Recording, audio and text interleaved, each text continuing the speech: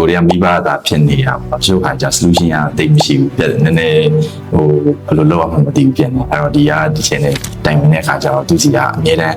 ပြဿနာတိုင်းမှာအမြဲတမ်းသူ့မှာ solution ရှိနေတာအဲ့တော့ကျွန်တော်တို့အဲ့ဒီတိုင်းပဲလုပ်ဖြစ်တဲ့အခါကျတော့အဆင်ပြေပါတယ်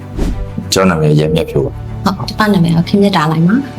တားလေးနာမည်ကတော့ကာရိုပေါ့နော်အသက်ကတော့2နှစ်နဲ့17လပြီးတော့ပါအပြင်သွားရဲဆိုလို့ရှိရင်သူတခုကို focus လုပ်ပြီးတော့သူကြည့်နိုင်ဟိုပြင်မှတ်နိုင်နော်ပြီးတော့နောက်တစ်ခုကကျတော့အိမ်မှာစာဖတ်တယ်ဆိုလို့ရှိရင်သူကအဓိကတော့ focus ပိုင်းနော် focus ပုံပြီးတော့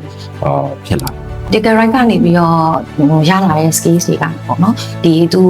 အနာဂတ်မှာပေါ့နော်ပညာရဲ့တစ်ခုခုကို landing လုပ်တဲ့အချိန်မှာပေါ့နော်အများကြီးဟိုလွယ်လွယ်ကူကူနဲ့မြန်ဆန်ဆန်နဲ့လေ့လာယုံကြည်ရပေါ့နော်ဒီအခက်အခဲတွေတွေ့ရခါမှာဒီ problem solving skills တွေလည်းပို့ပြီးတော့ဟိုတိုးတက်လာဖို့အတွက်အခြေခံကောင်းနေဖြစ်လာမယ်လို့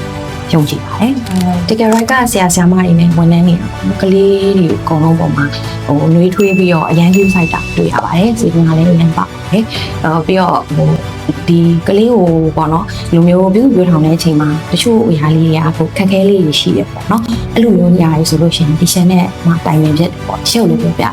အဲ့ချိန်တိုင်းမှာဆရာကတေချာလေးနားထောင်ပေးတယ်နားထောင်ပေးပြီးတော့အကြံဉာဏ်ကောင်းတွေလည်းအများကြီးပေးတယ်เนาะအဲ့ဒါကလည်းကလေးရဲ့ development အတွက်ကိုအများကြီးထောက်ကူပြုเนาะချက်ကိုလည်းသိဦးတယ်